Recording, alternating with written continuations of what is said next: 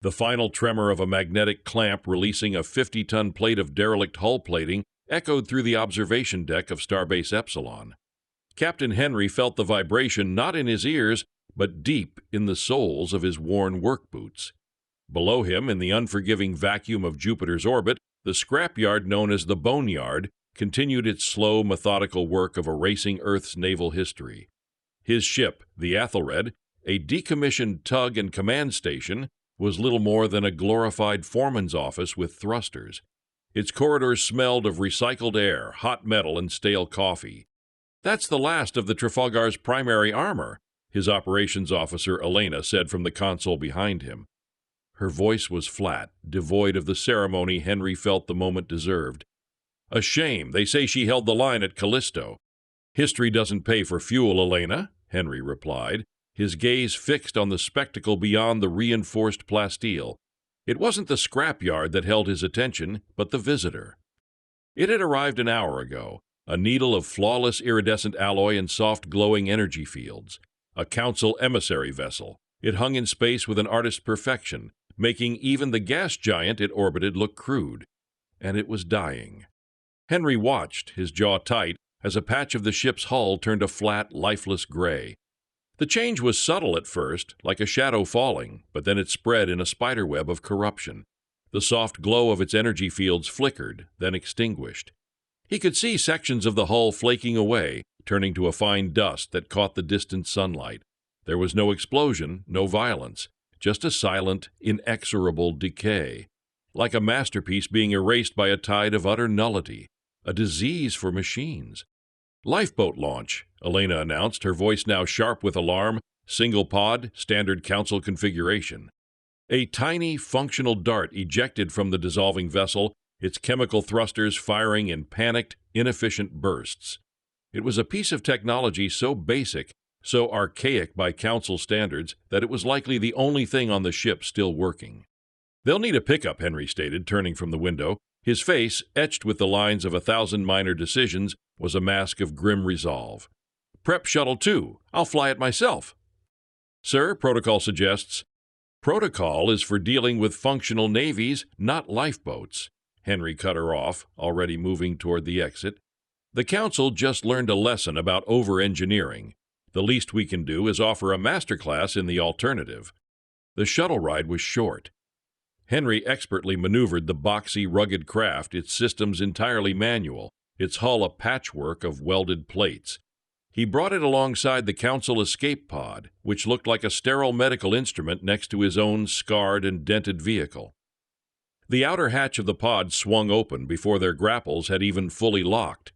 The alien that emerged was tall and slender, clad in a form-fitting silver suit that now seemed tragically ironic. His posture was rigid with a combination of fear and ingrained arrogance. This was Xylar, the Council envoy, a being whose species had forgotten the feeling of unfiltered vacuum or the brute kick of a chemical thruster. He floated across the gap into the shuttle's open airlock, his movements stiff and awkward. As the inner door hissed shut and gravity generators hummed to life, Xylar stumbled, catching himself on a raw bulkhead. He looked around at the exposed conduit, the scuffed deck, the faint smell of hydraulic fluid. His gaze met Henry's. Contempt warred with desperation in the alien's dark eyes. He didn't offer a greeting. He simply said, his voice a low, horrified whisper, "It just fell apart." Henry offered no sympathy. He simply nodded toward the cockpit. "Welcome aboard the obsolete fleet, envoy." The meeting took place in the Aethelred's briefing room, a space that prioritized function over comfort. The central table was a slab of scuffed metal, bolted directly to the deck. Xylar sat ramrod straight, his silver suit a stark anomaly against the room's dull utilitarian gray. He had refused to remove it, as if the station's very atmosphere might be corrosive. Henry stood at the head of the table, hands clasped behind his back, while his lead engineer, Anya, stood beside a flickering holoprojector.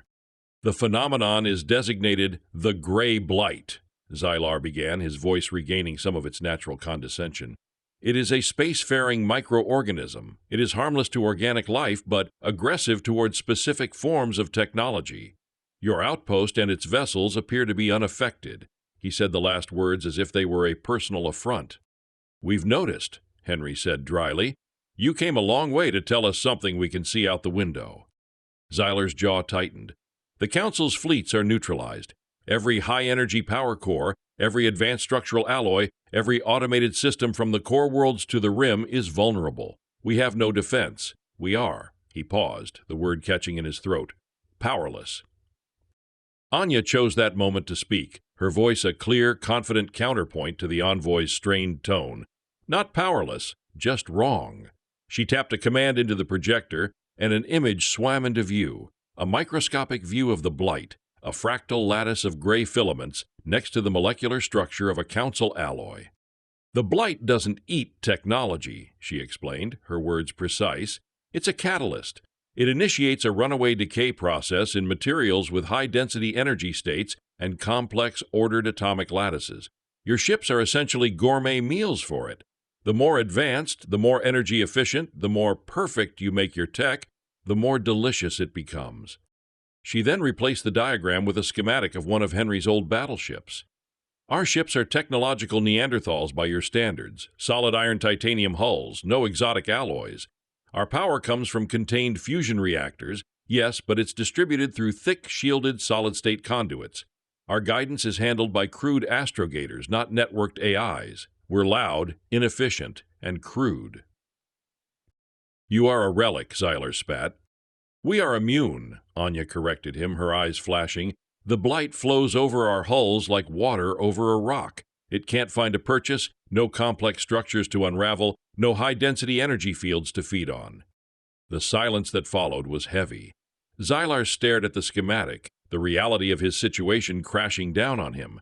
The galaxy's most powerful civilization, brought to its knees by an enemy that its own sophistication had cultivated. "The Council petitions for access to your mothballed fleets," Zylar finally said, his gaze fixed on the table. "We will provide the resources to recommission them. We will offer you advanced—" "No!" Henry's voice cut through the room like a blade. Zylar's head snapped up. "No, Captain, you don't seem to comprehend the scale of this threat." "I comprehend it perfectly, Envoy. You're asking for our ships, but your philosophy is the problem. Your reliance on automation, your rigid doctrines, your pilots who have never felt the shudder of a ship straining against its limits. You'll take our vessels, and you'll find a way to improve them until they're just as vulnerable as the rest of your fleet." Henry leaned forward, placing his palms flat on the metal table. The sound echoed. "So here are the terms. This is not a lend-lease. We will build a new fleet, a human fleet, from our old stock. It will be crewed by our people, and it will fall under my command. You want our help? You get all of it. The ships, the crews, and the commander. No committee, no oversight. We fight this war our way." Zylar looked from Henry's unyielding face to Anya's confident smirk. He saw the truth. They weren't offering a deal. They were stating a fact. Humiliation burned in his chest, hot and acidic, but it was dwarfed by the cold terror of extinction. "The Council accepts your terms," he conceded, each word a shard of glass. The Ganymede naval shipyards, dormant for 2 decades, roared back to life with a fury born of desperation. Under the harsh glare of industrial floodlights, the orbital facility became a maelstrom of organized chaos. The air, once thin and still, now tasted of ozone from plasma cutters and the sharp scent of cooling lubricants.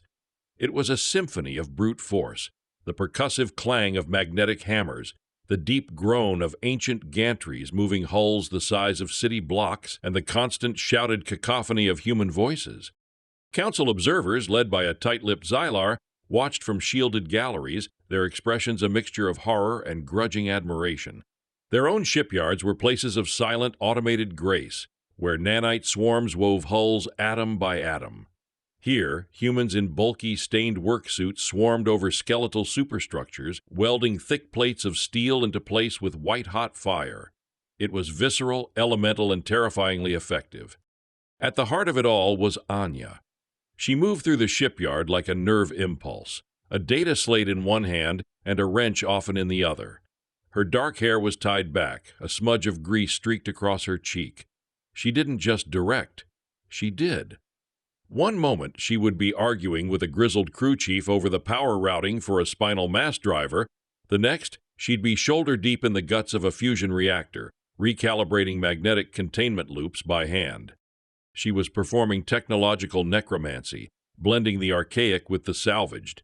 "We can't use their guidance computers," she explained to Henry, gesturing at a pallet of pristine council tech. "Too integrated. The Blight would sniff them out in a second. But their primary sensor suites, the raw data collectors, are passive. We can slave them to our own navigation tables. It's like giving a blind man the sharpest eyes in the galaxy, but he still has to know how to read." Henry, for his part, managed the human element. He walked the gantry ways, his presence a steadying force. He knew the names of his section chiefs, the quirks of their temperaments, the history of their old ships.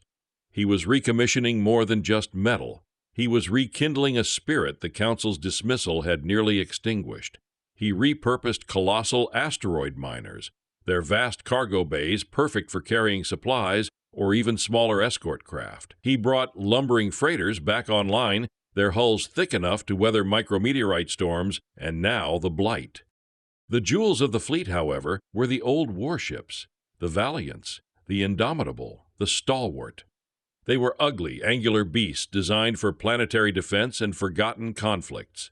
Their bridges were cramped, filled with physical controls, heavy levers for emergency bulkheads, weighted knobs for shield modulation, and actual physical throttle bars. On the bridge of the newly christened flagship, the UNS Resilience, Henry stood as the main reactor was brought to full power for the first time in 30 years. The deck beneath his feet did not hum. It vibrated, a deep, resonant tremor that spoke of immense, barely contained power. It was the feeling of a sleeping giant waking up. Xylar entered the bridge, his silver suit immaculate as ever. He surveyed the array of analog dials, glowing vacuum tubes, and crew members at their stations. "It is crude," he remarked, unable to stop himself. Henry looked at the main view screen, where the rest of his ragtag, ugly, powerful fleet was coming online, one by one. "It's durable, Envoy," he corrected. "The galaxy has had enough of perfection. It's time to remind it of the value of being able to take a punch." The fleet was a collection of mongrels, scarred veterans, and repurposed workhorses. It was an insult to every aesthetic principle the Council held dear, and it was the only thing standing between the galaxy and a silent gray oblivion. The first jump was a jarring, physical event. There was no smooth, ethereal transition like in a Council vessel. The Resilience's jump drive, a human-designed system that brute-forced a hole in space-time, engaged with a deafening bang that seemed to shake the ship's very soul. The vessel shuddered violently, and for a disorienting second, the universe outside the main view screen twisted into a nauseating smear of color. Then, with an equally abrupt lurch, they were back in normal space. They had arrived in the Kepler 186 system, a sector lost to the Council 3 weeks prior, and they were in the heart of the Blight. It wasn't a cloud or a nebula. It was more like a contaminant in the very fabric of space. Distant starlight seemed dimmer, filtered through an unseen haze. Floating in the void ahead were the ghost-like remains of a Council patrol fleet. Their once gleaming hulls were a uniform leprous gray. Here and there, a fragment of superstructure would silently break away, dissolving into dust. It was a graveyard, silent and absolute. "Status?" Henry's voice was calm, cutting through the tense quiet on the bridge. "All systems green. No sign of Blight contamination on the hull," Anya reported from the engineering console, her eyes scanning a dozen different readouts. "Our low-energy state is holding. We're ghosts to it." Their mission was to reach the orbital research station, Galileo's Dream, and evacuate the science team led by a senior Council official named Vorlag. The station, running on a quarantined low-power mode, was a faint beacon in the oppressive gloom. "Helm, take us in, slow and steady," Henry ordered. "Keep emissions to a minimum. We're a rock floating through a river. Let's not make any waves." The journey toward the station was the most unnerving transit of Henry's career. They passed hulks of billion-credit warships, inert and dead.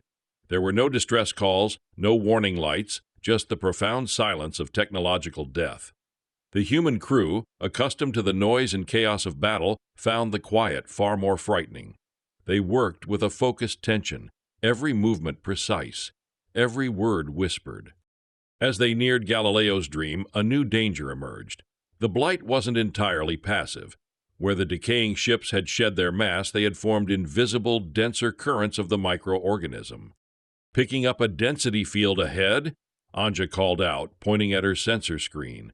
It's a thick one. If we pass through it, even our hull might start to show some catalytic reaction. Can we go around? Henry asked. Negative, sir. It's between us and the station's docking port. Henry stared at the tactical display. Going back wasn't an option. He made a decision based on a half-remembered principle of fluid dynamics.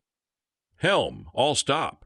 Power down everything but essential life support and maneuvering thrusters. Anya, I want you to vent a controlled stream of superheated coolant from the starboard bow. Anya's eyes widened in understanding.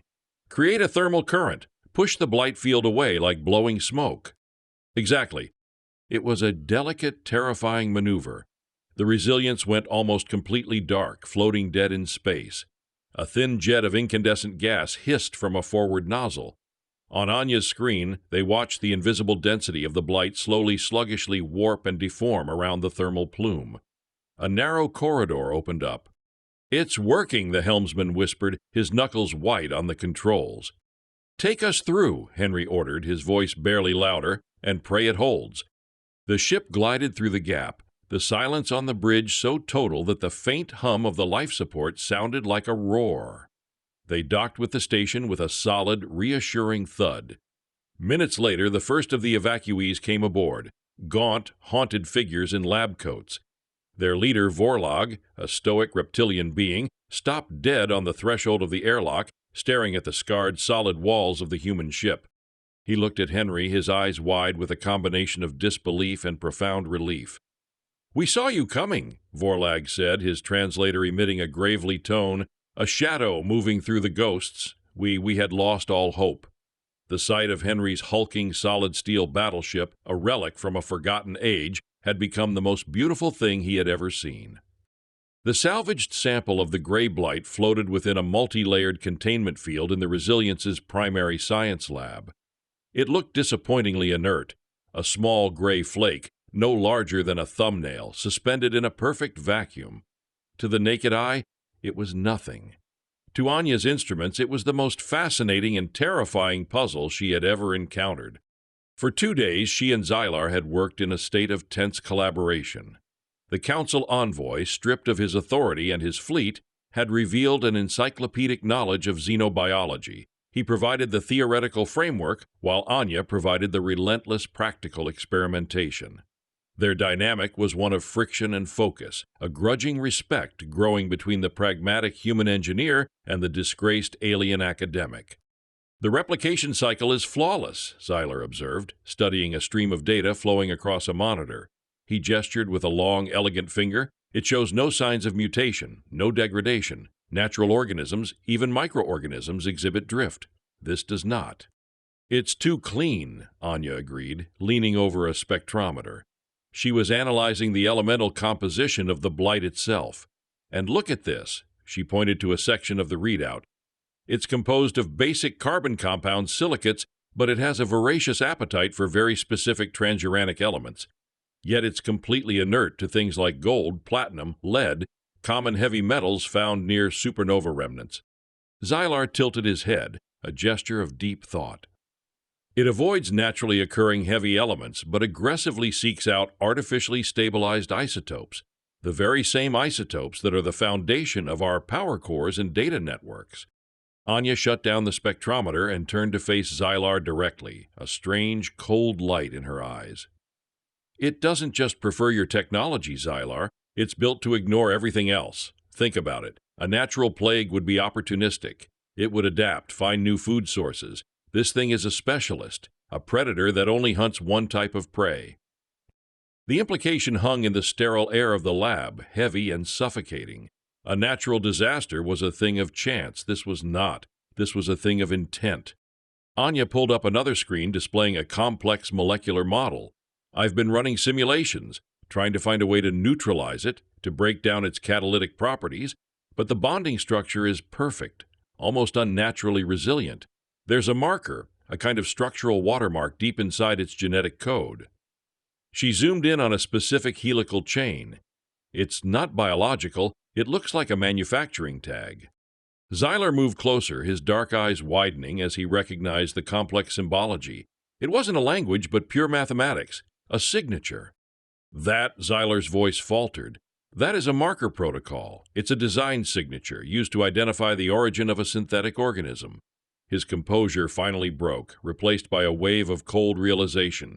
He looked from the screen to the gray flake in the containment field, his face a mask of horror. This is not a naturally evolved organism. It is impossible. The word, spoken with such finality, seemed to suck the warmth from the room. It was one thing to be laid low by a cosmic accident. It was another thing entirely to realize the instrument of your destruction had been meticulously crafted by an intelligent hand. "It's a weapon," Anya stated, her voice quiet but firm. The last piece of the puzzle slotted into place with sickening clarity. It was designed from the ground up to dismantle your civilization and leave everything else untouched. We're not fighting a plague, Xylar. Henry had entered the lab silently, drawn by the shift in the mood.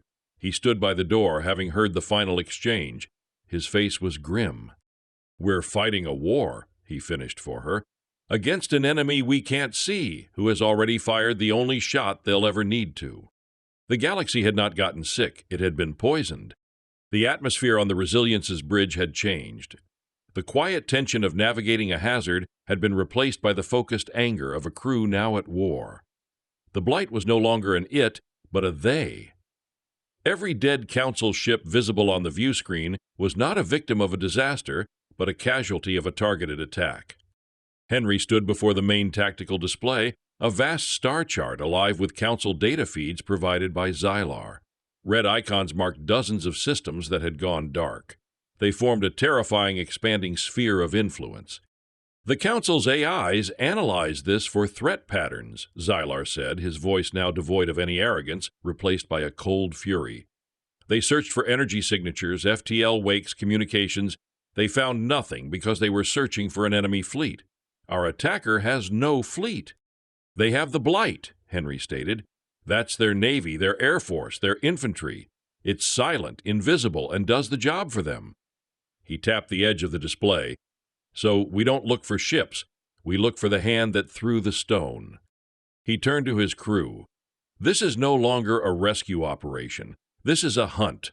We're going to apply the oldest military doctrine in the book, follow the supply lines." Elena, his operations officer, looked puzzled. "Sir, the Blight doesn't have supply lines."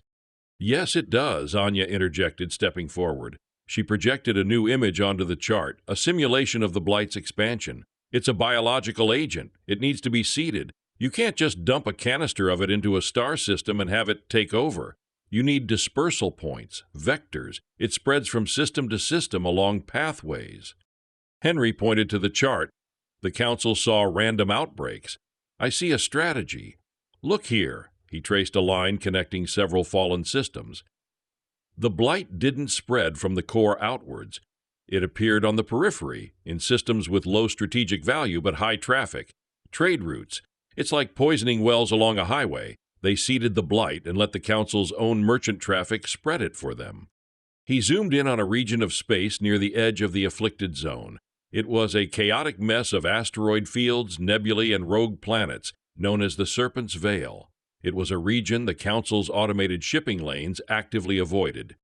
"The attacks form a semicircle, all pointing back toward the Veil," Henry continued, his voice low and intense.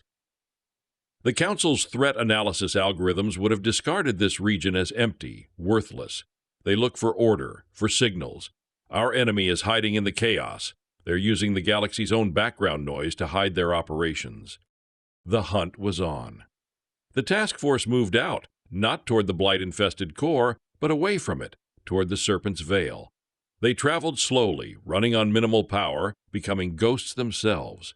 Anya's engineers worked tirelessly, modifying long-range sensors to ignore energy signatures and instead search for faint, specific biological markers, the unique quantum residue of the Blight's replication process. They were hunting for the faintest trace of the weapon's origin.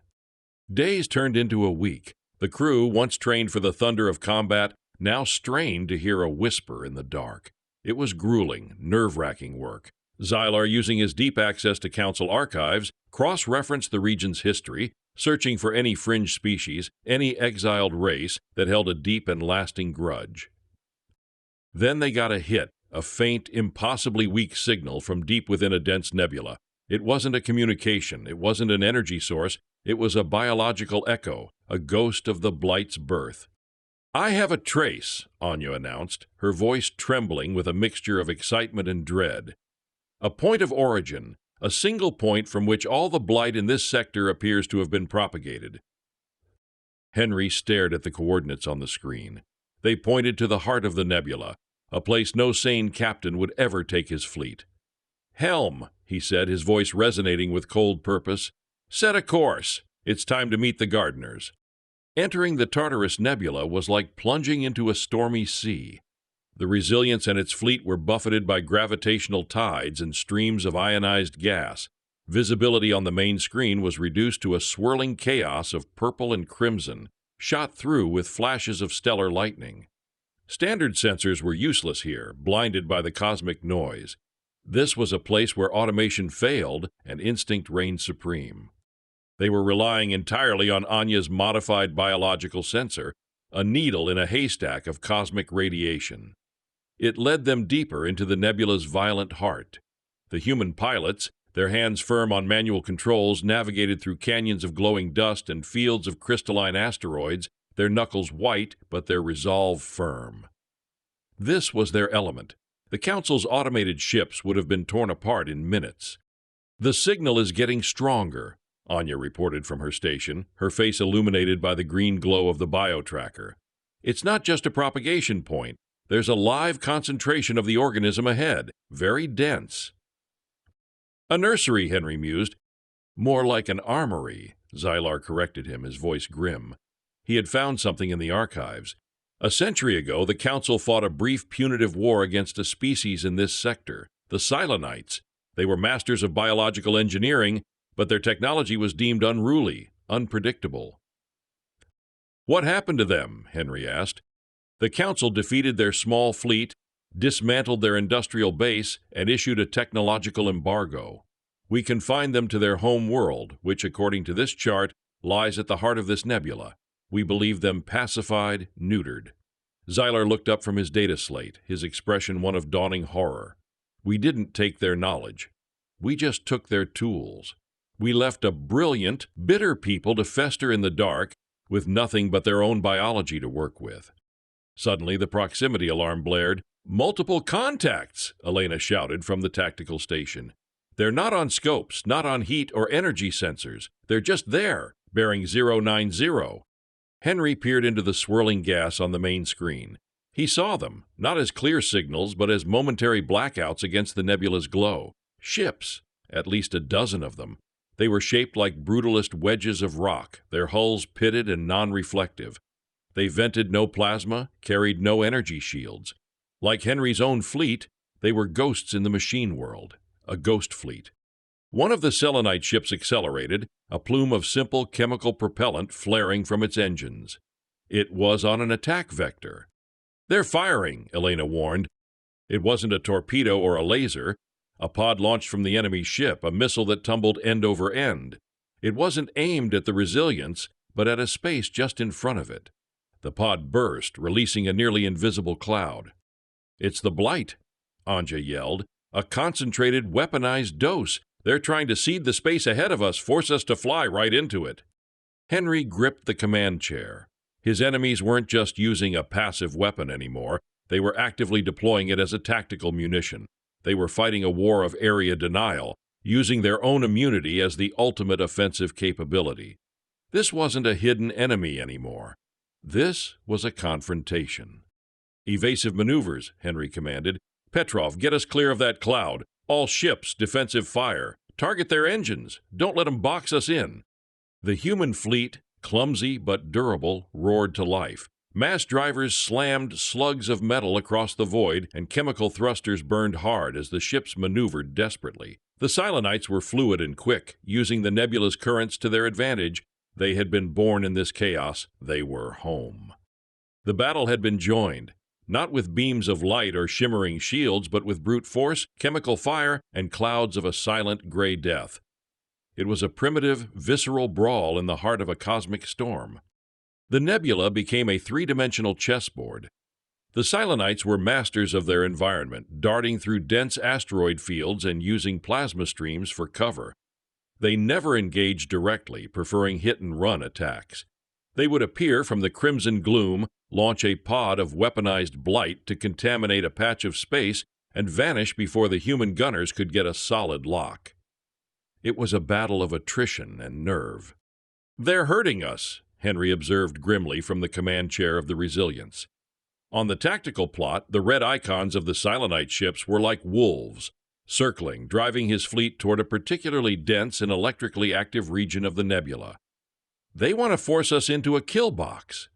"We can't outrun them, and we can't outhide them," Elena confirmed, her face tight with stress. "They know this space. We're blundering through their backyard." Henry's eyes were fixed on the tactical display, but his mind was elsewhere, dredging up history. He was thinking of wet Navy battles fought under miles of water, of submarines hunting in the dark. "Anya," he said, his voice quiet but clear, "those mining drones we loaded in the main cargo bay, how quickly can you modify their thermal output?" Anya looked up from her console, her mind immediately grasping his intent. "I can make them run hot. Strip out the safeties, they'll glow like miniature suns for about 10 minutes before they melt. Why?" "Decoys," Henry said. "The Sylanites aren't using energy sensors, but the blight itself is drawn to heat and energy. They're using it to track us, to see where we are in this soup." "You want to give them false targets," Xylar murmured, a note of understanding in his voice. "Draw the blight and their ships away from us." "Exactly," Henry confirmed. He turned to his helm officer. "Petrov, find me the biggest, densest asteroid in this vicinity, something we can hide behind." The plan was put into motion with frantic speed. In the cavernous cargo bay of the Resilience, engineering teams swarmed over a dozen heavy mining drones, tearing out governors and safeties. Within the hour, they were ready. "All ships," Henry broadcast across the fleet's secure channel, "on my mark, execute Operation Mongoose, power down all non-essential systems, go completely silent, we're about to play dead." He watched the tactical plot, waiting for the perfect moment as 3 Sylonite cruisers began another probing attack. "Now, launch the decoys." From the Resilience and the other large ships in the fleet, the modified drones shot out into the nebula, their engines firing erratically. As planned, their thermal cores overloaded, and they began to glow with fierce, white-hot intensity. On the biosensor display, the effect was immediate. The ambient blight in the area, previously a diffuse haze, began to coalesce around the hot-running drones. From the Sylanites' perspective, it must have looked like the human fleet had suddenly powered up their main drives, panicking. As predicted, 2 of the enemy cruisers broke off their attack and sped toward the glowing decoys, eager to entrap the seemingly foolish humans. "They took the bait," Elena breathed. "Helm, get us behind that asteroid, now," Henry ordered. The Resilience, a ship the size of a mountain, moved with an eerie silence, its main reactor throttled down to near zero. It slid into the shadow of a massive, pockmarked rock 50 kilometers in diameter. One by one, the other ships of the human fleet followed, tucking themselves into the sensor shadow. They were hiding in plain sight. The 2 Sylonite cruisers, realizing their error as they closed on the melting drones, turned back. But they were confused. Their tactical picture was now a mess of false signals and dissipating blight clouds. They had lost their prey. And then the 3rd cruiser, the one that had held back, drifted past the edge of the asteroid. Its captain was cautious, sweeping the area. For a brief second, its angular, rock-like silhouette was perfectly framed against the nebula's glow, less than 30,000 kilometers away. "Target is acquired," the gunnery chief reported, his voice a low growl. "Request permission to fire." Henry allowed himself a grim smile. "Permission granted. Give them a full salvo." The spinal mass driver of the Resilience fired. There was no sound in the vacuum, but the deck plates shuddered as a single house-sized tungsten slug was hurled across the void at a blistering velocity. The shot was perfect. It struck the Sylonite cruiser amidships, not exploding, but punching straight through the unarmored hull. The enemy vessel broke apart, its momentum carrying the two halves tumbling silently into the crimson darkness. The hunter had become the hunted. The small victory was a vital morale boost, but the strategic reality remained grim. The human fleet had survived the ambush, but they were still trapped deep in enemy territory, outnumbered and outmaneuvered. They had destroyed one Sylonite ship, but more were converging on their position. A war of attrition was a war they would lose. The fleet was gathered in the relative quiet of their asteroid shadow, a council of war taking place on the Resilience's bridge. "We proved we can outthink them in a tactical engagement," Henry stated, pacing before the main view screen. "But we can't fight their entire fleet this way. We need to end this. We need to cut the head off the snake." Xylar pointed to the tactical map at the biosensor data indicating the Blight's point of origin. Their command center, a fortified base likely deep inside an asteroid. A direct assault would be suicide. They would see us coming from 1,000,000 kilometers away. "A direct assault is exactly what they'd expect," Anya said, her eyes fixed on a containment unit at her station. Inside, the original sample of the Blight swirled, agitated by the lab's instruments. "So we don't give them one. We've been treating the Blight as an obstacle. It's time we started treating it as what it is, a biological machine. And machines," she added with a thin smile, "can be reprogrammed." All eyes in the room turned to her. "The Blight is keyed to the molecular signature of Council alloys and energy systems," she explained, her voice gaining speed and excitement. "But its core programming is simple. Find a target, catalyze decay. The targeting system is just a chemical lock. If we can change the key—" Xylar caught her meaning instantly. "You want to retune it. Make it target the Sylanites themselves." "Precisely," Anya confirmed. "You told me they were masters of biological engineering. Their bodies, their ships, their bases, they'll all share a unique complex biological signature, far more complex than any alloy. If I can isolate that signature from one of their dead crewmen aboard the wreckage we just made, I can create a new key. I can make a strain of the Blight that sees Sylonite biology as a 5-course meal." The audacity of the plan was staggering, to turn the enemy's ultimate weapon against them. "How would we deliver it?" Elena asked, the practical strategist. "They have the area saturated with the standard Blight. Any warhead we fire would be inert." "We don't use a warhead," Henry said, seeing the final piece of the plan fall into place. He looked at his own ship, the UNS Resilience, on the schematic. "We use this one. We load the modified agent into a shielded tank. We fly into the heart of their base and vent it directly into their life support and biorecycling systems. A single ship, looking like just another human vessel blundering into their trap. The risk was enormous, a suicide run. It would have to be a small ship," Xylar cautioned, "something fast." "No," Henry countered, his decision already made. "It has to be this ship, the Resilience. They'll see our biggest ship coming and assume it's the command vessel for a desperate final attack. They'll throw everything they have at us, trying to capture or destroy the flagship. It's the perfect diversion. They'll be so focused on the ship, they won't be looking for the poison it carries." He looked around the bridge, at the faces of his command crew. They were tense, but not afraid. They were a reflection of his own resolve. "Anya, can you make your new pet?" he asked. Anya nodded, her expression fierce with concentration. "I'll need a sample from that wreck, and a few hours." "You have them," Henry said. He turned to the rest of the crew. "The rest of you, prepare the ship, strip her down for speed, and get that tank installed. We're going to deliver a message the Sylanites will never forget." The UNS Resilience broke cover alone. It rose from the shadow of the great asteroid not as a ghost, but as a roaring defiance, its main chemical thrusters burning at maximum output. It was a calculated act of supreme arrogance, a solitary battleship flying directly toward the heart of the Sylonite fleet and their hidden command base. On the bridge, the mood was electric. Every crew member was at their station, their movements economical and precise. Anya monitored the precious cargo in the shielded tank, a teeming, hyper-aggressive strain of the Grey Blight, now retuned and hungry for a new master. Xylar stood beside her, his role shifted from envoy to advisor, calling out weaknesses in Sylonite tactical patterns he'd gleaned from the archives. "They're converging," Elena announced, her voice strained.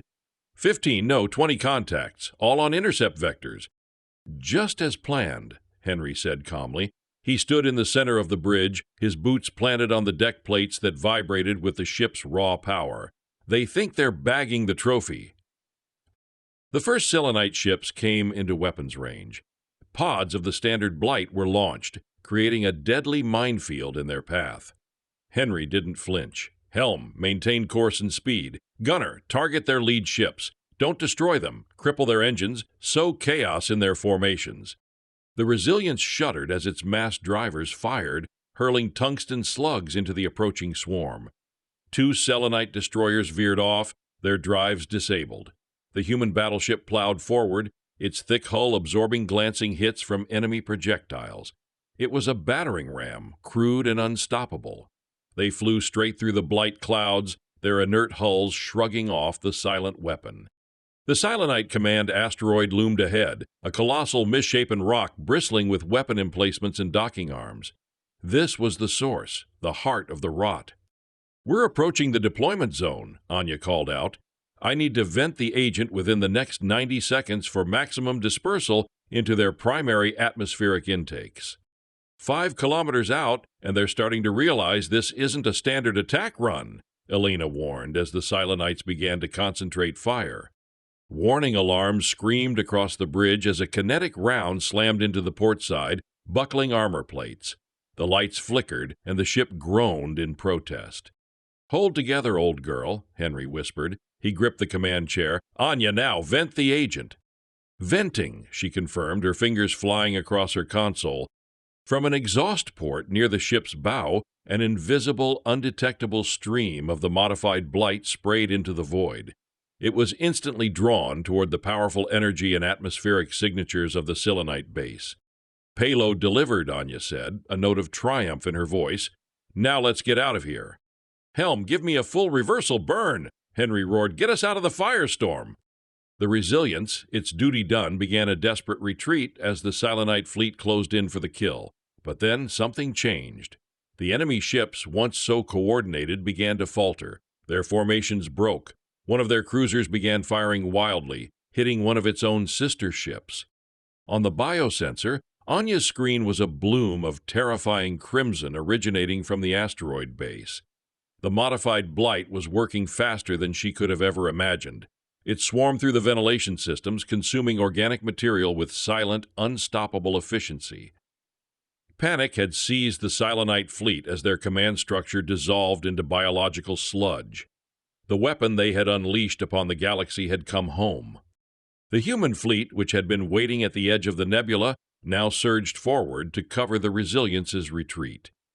The battle was over. The Sylанite fleet, leaderless and in chaos, was consumed by its own silent plague. Weeks later, the UNS Resilience, scarred and battered but whole, floated in the pristine orbit of the Council's capital world. The Blight across the galaxy, its source destroyed, was already dissipating, becoming truly inert. Henry, Anya, and Xylar stood before the assembled Galactic Council. The chamber was a place of soaring, elegant architecture and solemn silence.